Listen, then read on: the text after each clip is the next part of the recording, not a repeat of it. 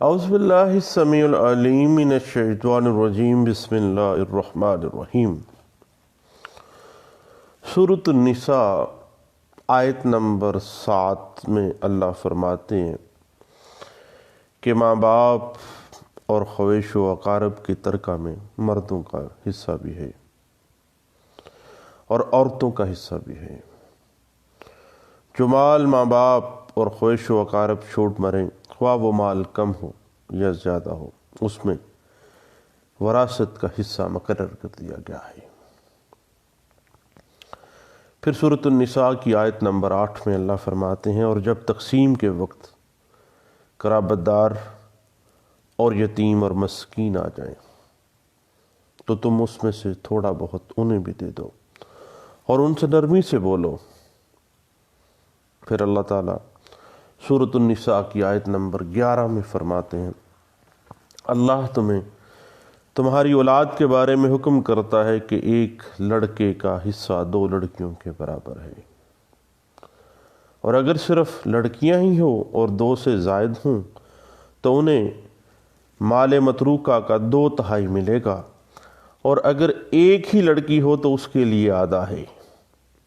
اور میت کے ماں باپ میں سے ہر ایک کے لیے اس کے چھوڑے ہوئے مال کا 6واں حصہ ہے۔ اور اگر اس میت کی اولاد ہو دین اللہ کہتے ہیں کہ ہر ایک کے لیے اس کے چھوڑے ہوئے مال کا 6واں حصہ ہے، اور اگر اولاد نہ ہو اور ماں باپ وارث ہوتے ہیں تو اس کی ماں کے لیے 3واں حصہ ہے۔ پھر اللہ فرماتے ہیں کہ ہاں اگر میت کے کئی بھائی ہوں تو پھر اس کی ماں کا 6واں حصہ ہے۔ یہ حصے اس وصیت کی تکمیل کے بعد جو مرنے والا کر گیا ہو یا ادائے قرض کے بعد جو اس کے ذمہ ہو، تمہارے باپ ہوں یا تمہارے بیٹے، تمہیں نہیں معلوم کہ ان میں سے کون تمہیں نفع پہنچانے میں زیادہ قریب ہے۔ یہ حصے اللہ کی طرف سے مقرر کردہ ہیں، بے شک اللہ تعالیٰ پورے علم اور کامل حکمتوں والا ہے۔ وآخر دعوانا ان الحمد للہ رب العالمین۔ بے شک ہمارے رب کا کلام سچا ہے۔ بات چل نکلی اسلام کے قانون وراثت کی اور اسلام کے قانون وراثت کے مختلف جنرل رولز کی، تو یاد رکھیے گا کہ پہلا اصول یہی ہے کہ ورثاء کو وراثت کے اندر قرآنی شیئرز، جو شرعی شیئرز اللہ نے سورۃ النساء میں مقرر کر دیے ہیں، اس کے مطابق ان کو حصہ ملے۔ قرآنی حصوں کے حقدار ورثاء کو کوئی دیگر وارث محروم نہیں کر سکتا۔ یہ اسلامک لا آف انہیریٹنس کا پہلا اصول ہے۔ اور یاد رکھیے گا کہ اسلامک لا آف انہیریٹنس کا دوسرا اصول یہ ہے کہ قرآنی حصے دینے کے بعد باقی جو ترکہ بچ جائے وہ نزدیکی مذکر یک جدی میں تقسیم کیے جائیں گے۔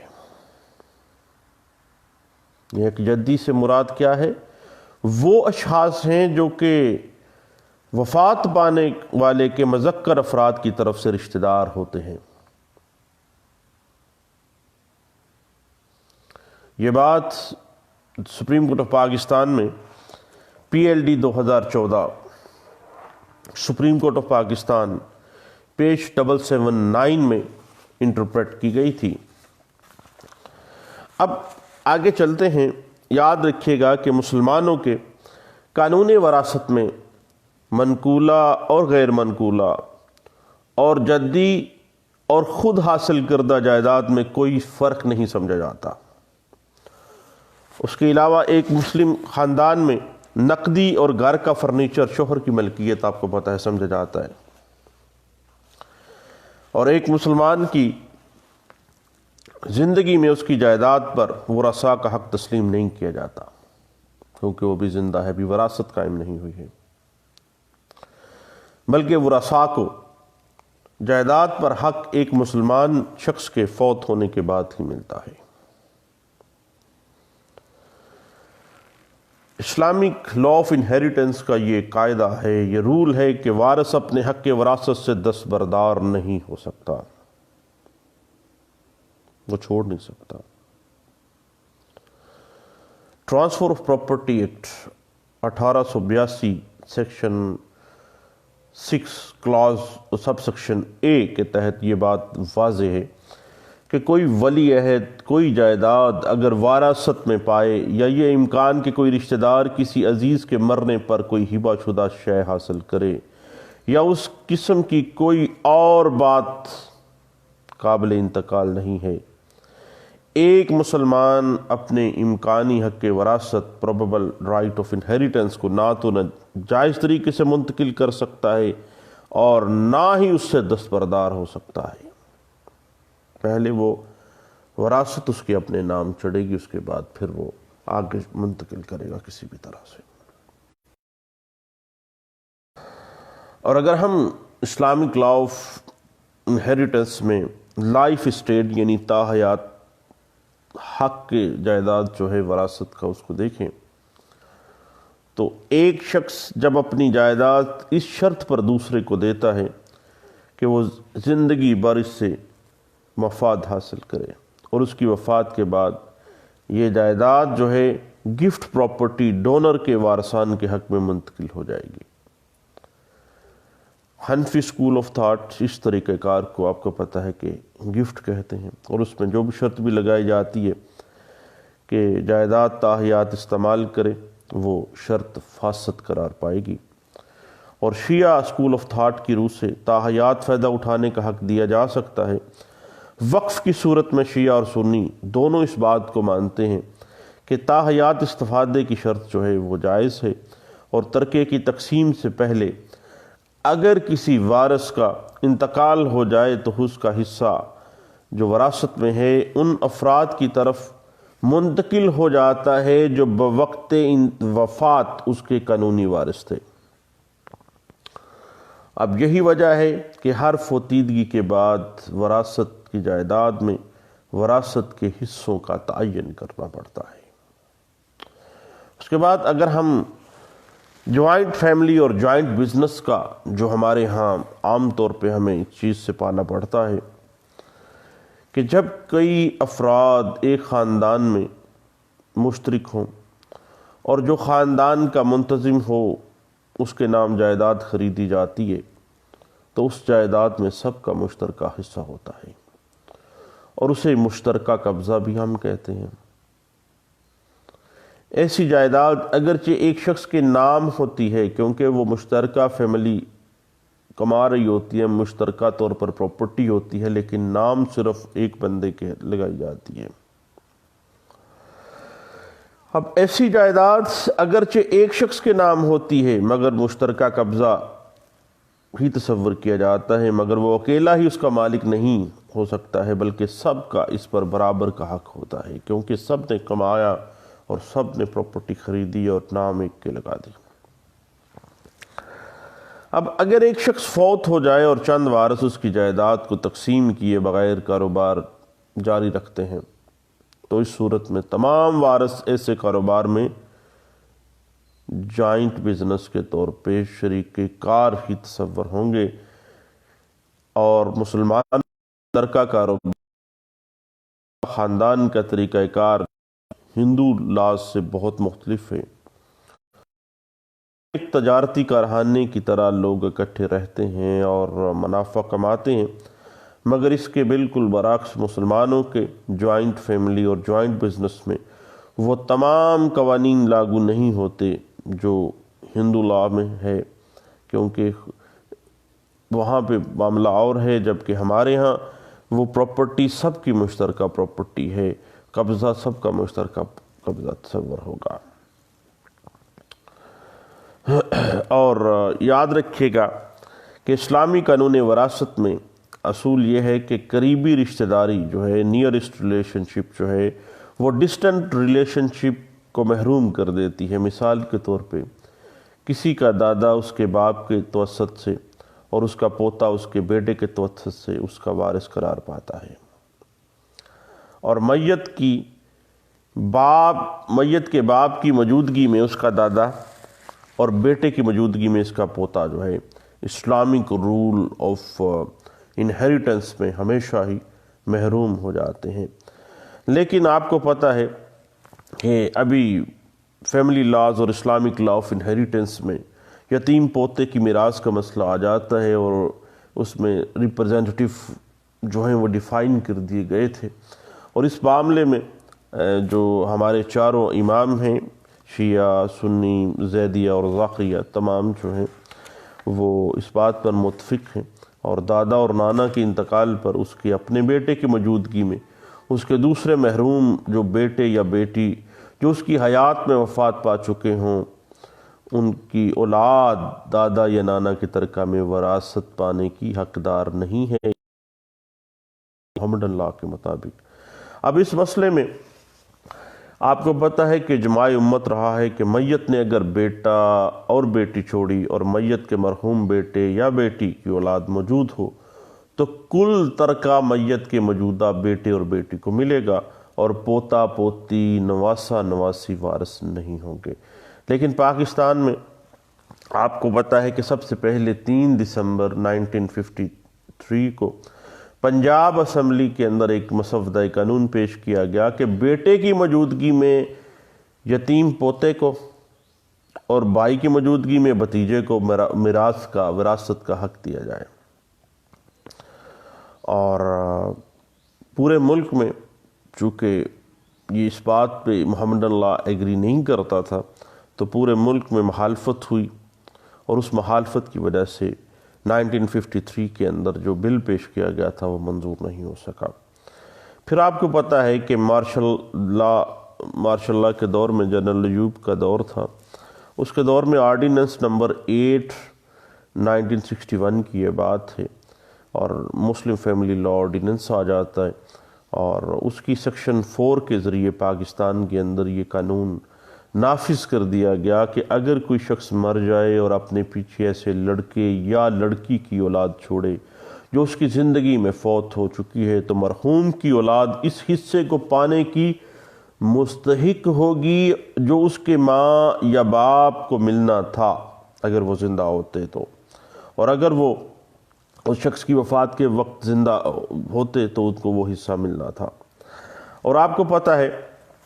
مسلم فیملی لا آرڈیننس 1961 کی سیکشن جو 4 ہے اس کی کلاس 6 جو وراثت کے اطلاق کے بارے میں جسٹس نور العارفین ہیں غالباً، انہوں نے ایک بڑا مشہور مقدمہ ہے عباس ورسز عصمت مصطفیٰ، یہ ہولڈ کیا تھا کہ ایم ایف ایل او کی سیکشن 4 کا اطلاق ان بیٹے یا بیٹیوں پر ہوگا جو کہ آرڈیننس کے نفاذ سے پہلے فوت ہوں یا بعد کو۔ دفعہ حاضر یہ جو سیکشن 4 ہے اس کے اندر واحد شرط یہ ہے کہ موت جانشینی کے آغاز سے پہلے واقعہ ہو چکی ہو۔ یہ معاملہ کبھی نہیں آئے گا کہ وہ ایم ایف ایل او 1961 سے پہلے مرے تھے یا بعد میں مرے تھے۔ جسٹس اس کے نور العارفین نے اس کے ریٹروسپیکٹیو آسپیکٹ یا انٹروسپیکٹیو جو آسپیکٹ تھا، پراسپیکٹیو یا ریٹروسپیکٹیو، اس سارے آسپیکٹ کو ڈیفائن کر دیا، چونکہ انہوں نے کہا کہ اس بات کو معاملہ کر لیا گیا ہے کہ چونکہ اگر وہ زندہ ہوتے، اس بات کو چھوڑیں کہ پہلے آرڈیننس کے یا بعد میں اگر وہ زندہ ہوتے تو ان کو حصہ ملتا، اسی طرح یتیم پوتے پوتی نواسے نواسیوں کا حصہ ڈیفائن کر دیا گیا ہے۔ اور اس میں واضح کیا تھا کہ سیکشن 4 جو ہے اس کے جو اطلاق ہے اس کو صرف ان اموات تک محدود رکھا جائے جو آرڈیننس کے نفاذ کے وقت واقع ہوں، تو یہ اطلاق قانون جو ہے ایم ایف ایل او کی منشا کے مطابق نہیں ہوگا، بلکہ دیکھیں شریعت محمدی کا معاملہ ہے، وراثت کا معاملہ ہے، کوئی پہلے مر گیا کوئی بعد میں مر گیا، اس بات کو آپ جسٹس نور العارفین نے کہا کہ آپ نہ چھیڑیں، بلکہ ہر کسی کو، خواہ وہ 1961 سے پہلے مر گیا کسی کا باپ یا ماں مر گئی ہے تو ان کو حصہ اسی طرح سے دیا جائے گا۔ اس کے بعد آپ کو پتہ ہے کہ فیڈرل شریعت کورٹ کے 3 رکنی فل بینچ نے مسلم فیملی لا آرڈیننس 1961 کی سیکشن 4 کو اگینسٹ دا انجیکشن آف اسلام قرار دیا تھا، اسلام کے منافی قرار دیا، اور فیڈرل شریعت کورٹ نے باقاعدہ طور پر گورنمنٹ کو ہدایت کی کہ وہ 31 مارچ 2000 تک، یعنی 31 مارچ 2000 تک آئین کے اندر یہ بات شامل کرائے کہ یتیم پوتے یا نواسے نواسیوں کو دادے یا نانے کی جائیداد میں سے جو ہے وہ حصہ نہ دیا جائے۔ اس کے فیڈرل شریعت کورٹ کا جو فیصلہ تھا اس میں کہا گیا تھا کہ سیکشن 4 MFLO جو ہے، جس میں یتیم پوتے کو دادے کی جائیداد میں حصے دار قرار دیا گیا تھا، خلاف اسلام ہے، اور اس پہ عدالت نے کہا کہ ہم یہ معاملہ قانون ساز ادارہ جو اسمبلی ہے اس پہ چھوڑ دیتے ہیں کہ وہ کس طرح سے سیکشن 4 کے اندر ترمیم کر کے دادے کی جائیداد میں یتیم پوتے کے حق کو محفوظ کرتا ہے۔ یہ ان کا اپنا طریقہ کار ہے۔ اور اس کے بعد آپ کو پتہ ہے کہ جنرل ایوب کے زمانے میں مارشل لا دور تھا، جب فیملی لاز آرڈیننس 1961 تیار کیے گئے تھے تو ان میں یتیم پوتے کی جائیداد کو، یتیم پوتے کو دادے کی جائیداد میں باقاعدہ حصے دار قرار دیا گیا تھا، لیکن اسے تسلیم کرنے سے انکار کر دیا تھا MFLO کی سیکشن 4 کو۔ آپ کو پتہ ہے کہ اس جو ہمارے چاروں امام ہیں، اور آج کے دور میں بھی اجماع علماء ہے اس بات پہ کہ دادے کی جائیداد میں یتیم پوتے پوتی کا کوئی حصہ نہیں ہے۔ ہاں، اگر دادا وصیت کر جائے، فل اس نے لکھوا دی ہو، وصیت خود کر دی ہو، تو پھر یتیم پوتے کو حصہ مل سکتا ہے۔ اب آپ کو پتہ ہے کہ علماء کے نزدیک جنرل ایوب کے فیملی لاز جو تھے، جو ابھی بھی پریولنٹ ہیں پاکستان میں، وہ غیر اسلامی قرار پائے تھے،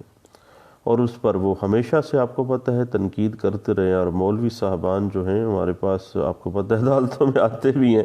لیکن ذات لمبی لمبی گالیاں بھی دیتے ہیں جنرل ایوب کو اس حوالے سے کہ یہ غلط کام کر گیا ہوا ہے، اس لیے اسلامک مسلم لا کو، فیملی لا کو جو ہے اس کی شکل بگاڑ کے رکھتی ہے، ہمیشہ سے تنقید کرتے رہے ہیں۔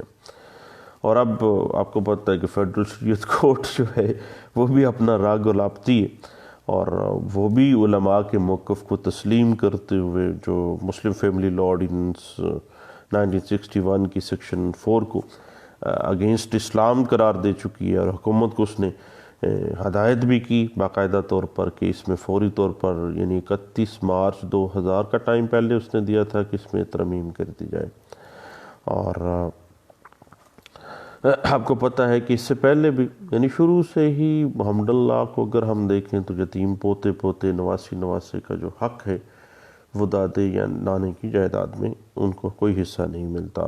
اور ہاں، اگر دادا اپنی زندگی میں یا نانا اپنی زندگی میں یتیم پوتے پوتی یا یتیم نواسے نواسی کے لیے وصیت کر جائے، یا کسی اور طریقے سے اس کی محرومی کی تلافی کرنا چاہتا ہے، ہبہ کرنا چاہتا ہے، تو اس بات کی اجازت آپ کو پتہ ہے کہ قانون میں موجود ہے۔ اس کے بعد بھائی بات آ جاتی ہے کہ نافرمانی بعض اوقات اولاد کر جاتی ہے، تو نافرمانی کی بنا پہ کسی کو بھی اس کے حصہ وراثت سے آپ کو پتہ محروم نہیں کیا جا سکتا ہے، نہ کوئی اپنی وراثت کو چھوڑ سکتا ہے،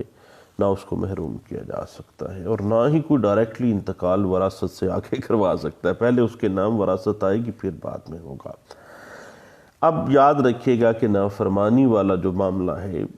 وہ اس کو وراثت سے نہیں، اسی وجہ سے کہا جاتا ہے کہ بھئی فلاں نے فلاں کو آگ کیا ہوا ہے، تو آگ کرنے سے اس کی جائیداد میں سے اس کو ڈس انہیرٹ نہیں کیا جا سکتا ہے۔ اس بات کی انٹرپریٹیشن پچھلے دنوں ہمیں 2018 CLC پیج 1535 میں بھی ہمیں جو ہے وہ ملتی ہے، اور اس بات پہ ہمیں PLD 2014 سپریم کورٹ پیج 779 بھی اس بات پہ بڑے اچھے انداز سے انٹرپریٹیشن ہمیں دیتی ہے،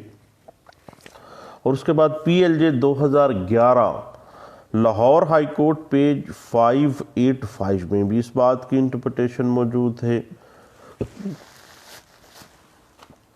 اور بعض اوقات یہ ہے کہ قریبی رشتہ داروں کو جو قرآن کے حصے کے مطابق جو ہیں شیئر ہولڈر ہیں، ان کے حصے کے بعد جو باقی جائیداد آ جاتی ہے وہ پھر وہ جو نزدیکی میل رشتہ دار ہیں، جدی جو ہیں، ان کو، یکجدیوں کو مل جاتی ہے۔ اور اگر کسی فوت ہونے والے کی بیوہ، بہن اور ایک بھتیجا زندہ ہے، بیوہ کو آپ کو پتہ ہے کہ 1/4، بہن کو 1/2، بھتیجے کو 1/4، یعنی بھتیجے کو پھر نظر انداز نہیں کیا جائے گا، کیونکہ اور کوئی بندہ ہی نہیں ہے، اس کی اللہ ولد تھا، اس کی اولاد نہیں تھی۔ اس بات کو PLD 2018 Lahore high court page 426 میں جو ہے وہ انٹرپریٹ کیا گیا تھا۔ اور یاد رکھیے گا کہ سوتیلا بھائی جو ہے یا سوتیلی بہن جو ہے یا سوتیلے رشتے جو ہوتے ہیں، یاد رکھیے گا کہ سوتیلا بھائی اگر شیئر یا ریزیڈوری نہ ہو تو پھر فوت ہونے والے کی جائیداد میں سوتیلے بھائی کی وراثت کا کوئی حصہ نہیں ہوتا ہے۔ اب اس میں شیئرر کا ہونا یا ریزیڈوری کا ہونا لازمی ہے وراثت میں حصہ دار بننے کے لیے۔ اس بات کو سندھ ہائی کورٹ کی ایک لینڈ مارک ججمنٹ ہے PLD 2018 Sindh high court page 325 میں اس بات کو انٹرپریٹ کیا گیا تھا۔ اس کے بعد ذہن میں رکھیے گا اس بات کو کہ ہمارے ہاں اکثر وراثت کے پھڈے پڑ جاتے ہیں، تو جتنے بھی مقدمات ہم عدالتوں میں دیکھتے ہیں ان کی بنیاد زر، زن اور زمین ہی ہوتی ہے، اور مالی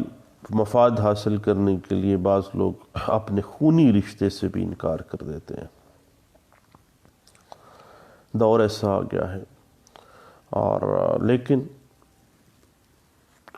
بر صغیر میں جب انگریز دور تھا تو انگریزوں نے بھی اپنی جو گرفت کو مضبوط کرنے کے لیے سب سے پہلے وراثت میں، معاملات وراثت میں، بجائے اس کے کہ اسلامی قوانین کو مروج رائج کیا جاتا، اور لیکن انہوں نے کیا کیا، انہوں نے بھی اس میں تبدیلیاں کچھ ایسے کر دی کہ معاملات وراثت میں حق وراثت سے عورتوں کو محروم کرنے کے عمل کو پروان چڑھایا، جس سے مسلمان عورتوں کو ان کے شرعی حق سے آپ کو پتہ ہے محروم ہونا پڑتا ہے۔ یعنی بعض اوقات یہ یہاں تک کہا جاتا ہے کہ چونکہ عورت کو شادی کے وقت ایک لمبا چوڑا جہیز دے دیا تھا، اس کو جہیز میں گاڑی دی تھی، اس کو جہیز میں فلاں چیز دی تھی، تو بھائی ایسے نہیں ہے۔ یہ بنیادی طور پہ انگریز دور میں بھی اس پہ امینڈمنٹ وہ کوئی نہ کام کیا گیا، اور حتیٰ کہ ہندوؤں کے ساتھ ہم ایک لمبا عرصہ رہے ہیں، اور اسلام میں آپ کو پتہ ہے کہ اس چیز کی ممانت بھی ہے کہ وراثت سے کسی کو محروم نہیں کیا جا سکتا، خواہ آپ نے ڈھیروں ڈھیر مال بھی دے دیا ہے، اللہ نے تو جہیز کا نہیں کہا تھا نا، اللہ نے تو وراثت کا کہا ہے۔ اس کے بعد پاکستان کے بعد بن گیا، اس کے بعد مختلف قوانین آئے، حتیٰ کہ 498A پاکستان پینل کوڈ بھی آ گئی ہے،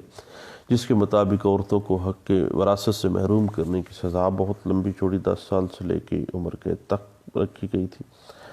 اور آپ کو پتہ ہے